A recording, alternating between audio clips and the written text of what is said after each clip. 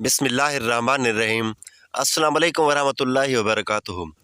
حضور اکرم حضرت محمد صلی اللہ علیہ وآلہ وسلم کے شام سے واپس آنے کے بعد حضرت خدیجہ رضی اللہ تعالی عنہ حضور صلی اللہ علیہ وآلہ وسلم سے شادی کرنے کے لیے مکمل طور پر رضامند تھی، لیکن اس وقت حضرت خدیجہ رضی اللہ تعالی عنہ کو تھوڑا سا مسئلہ یہ تھا کہ کیسے حضور اکرم صلی اللہ علیہ وآلہ وسلم تک نکاح کا پیغام پہنچایا جائے، کیونکہ عربوں کے رواج کے مطابق نکاح کا پیغام مرد دیتے تھے، نہ کہ عورتیں۔ آخر کار جناب خدیجہ نے اپنی سہیلی نفیسہ بنت منیہ کو اپنے گھر بلایا اور اس سے درخواست کی کہ حضرت محمد صلی اللہ علیہ وآلہ وسلم کی خدمت میں جا کر ان سے رشتہ ازدواج قائم کرنے کے بارے میں ان کے ارادے کو جانے۔ نفیسہ نے حضرت محمد صلی اللہ علیہ وآلہ وسلم سے اس وقت ملاقات کی جب آپ کعبہ کا طواف بجا لانے کے بعد لوٹ رہے تھے۔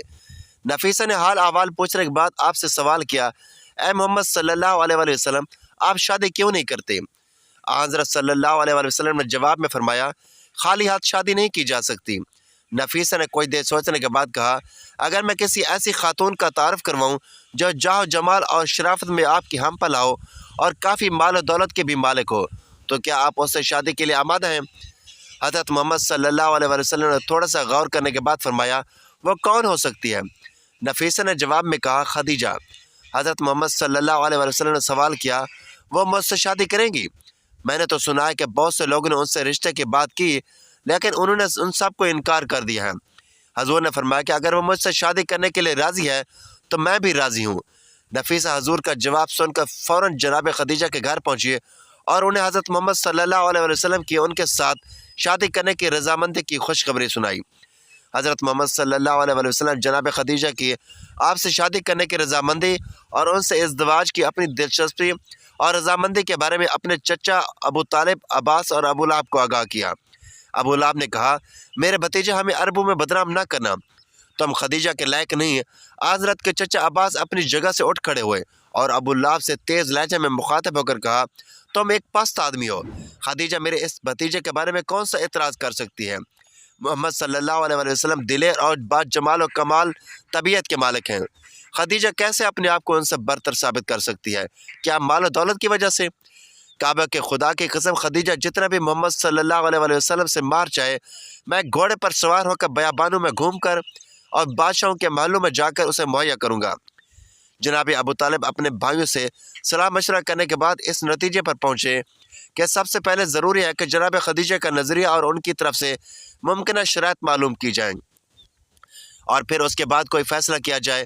اس کے بعد انہوں نے حضور اکرم صلی اللہ علیہ وسلم کی پھوپھی حضرت صفیہ کو حضرت خدیجہ کے پاس بھیجا تاکہ بلا واسطہ ان سے گفتگو کر کے اس سلسلہ میں ان کے نظریے کے بارے میں آگاہی حاصل کریں۔ جناب حضرت صفیہ جناب خدیجہ کے گھر گئی۔ جب جناب خدیجہ کو معلوم ہوا کہ حضرت صفیہ ان کی ملاقات کے لیے آئی ہیں، وہ دوڑ کر استقبال کرنے کے لیے آگے بڑھی اور انہیں اپنے مخصوص کمرے میں لے گئی۔ جب کمرے میں داخل ہوئی تو اپنی کنیزوں کو حکم دیا کہ جناب صفیہ کے لیے کھانے پینے کی لذیذ نعمتیں لائی جائیں اور ان کی خاطر تواضع کی جائے۔ جناب صفیہ نے کہا، میں کھانا کھانے کے لیے نہیں آئی ہوں، بلکہ اس لیے آئی ہوں کہ جان لو کہ جو کچھ میں نے سنا ہے وہ سچ ہے یا نہیں۔ جناب خدیجہ نے یہ پوچھے بغیر کہ آپ نے کیا سنا ہے اور دوسرے لوگ کیا کہتے ہیں، جواب میں کہا، جی ہاں، آپ نے جو کچھ سنا ہے صحیح سنا ہے۔ وہ عورت خوش قسمت ہے، نصیبوں والی ہے جو محمد صلی اللہ علیہ وسلم کے شریک حیات بنے، کیونکہ محمد صلی اللہ علیہ وسلم ان کے لیے فخر و مباحت کا سبب ہے۔ میں محمد صلی اللہ علیہ وسلم کی عظمت و شخصیت سے واقف ہوں اور ان کے ساتھ زندگی گزارنے کو اپنے لیے سعادت اور ایک عظیم فخر سمجھتی ہوں۔ ان کا مہر بھی میں اپنے مال سے ادا کروں گی۔ جناب صفیہ نے جناب خدیجہ کا جواب سن کر خوشی اور مسرت میں کہا، اے خدیجہ، خدا کی قسم، آپ محمد صلی اللہ علیہ وسلم سے محبت کرنے میں حق کے بجانب ہیں۔ ابھی تک کسی آنکھ نے آپ کی مانت نہیں دیکھا ہے، آج تک کسی کے منہ سے آپ جیسا شیریں کلام نہیں سنا ہے۔ اس کے بعد حضرت صفیہ جناب ابو طالب کے گھر کی طرف واپس تشریف لائیں، جہاں پر بنی ہاشم کے بزرگ افراد ان کا انتظار کر رہے تھے۔ جناب ابو طالب کے گھر میں داخل ہونے کے بعد حضرت صفیہ نے بنی ہاشم کے بزرگوں کے سامنے جناب خدیجہ کے ناقابل توصیف محبت و احترام کو بیان کیا۔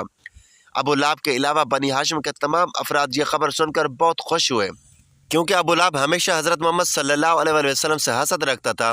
اس کے بعد حضرت صلی اللہ علیہ وسلم کے چچا اور اب بنی ہاشم کے بزرگوں نے باضابطہ طور پر حضرت خدیجہ کے گھر رشتہ لینے کے لیے تشریف لے گئے۔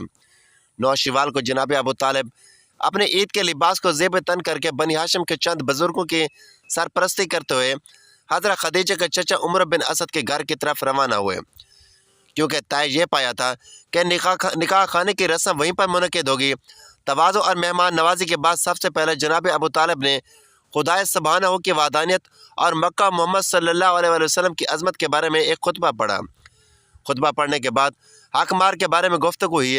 حضرت خدیجہ کے حق مار کے بارے میں مختلف اقوالات نقل کیے گئے ہیں۔ ابن عباس نے خدیجہ رضی اللہ تعالی عنہ کا حق مار 12 اوقیہ ذکر کیا ہے، جبکہ سیرہ ابن ہشام میں بکرا ذکر کیا گیا ہے۔ مار دینے کا وقت آیا تو حضرت خدیجہ کھڑی ہوئی اور اپنے چچا عمر بن اسد سے فرمانے لگی، ممکن ہے دوسرے مسائل میں آپ اختیارات رکھتے ہوں، یہاں پر خود مجھے اختیار ہے۔ اس کے بعد کہا، اے محمد صلی اللہ علیہ وسلم، میں نے اپنے آپ کو آپ کی بیوی قرار دیا اور مار بھی اپنے ذمہ لے لیا۔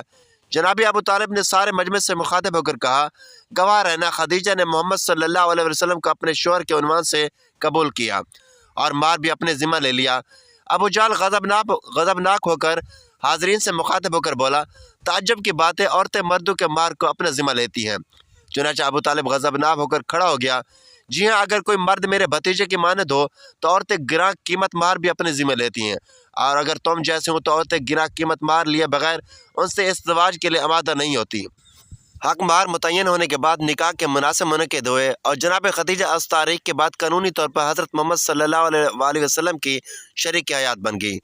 ناظرین گرامی، یہ یاد رہے کہ آپ ملت ابراہیمی پر قائم تھے اور حضرت خدیجہ کی راستی اور طہارت بھی مسلم تھی۔